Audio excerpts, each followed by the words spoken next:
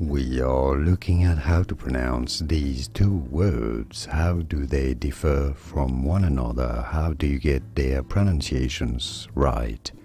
So the top word is when you have access to something. You have access to a computer, a house, or something.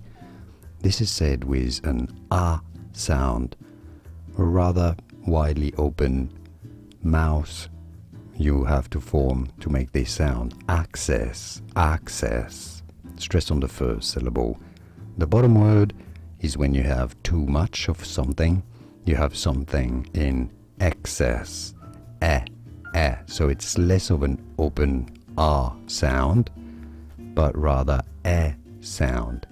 Excess, excess, excess.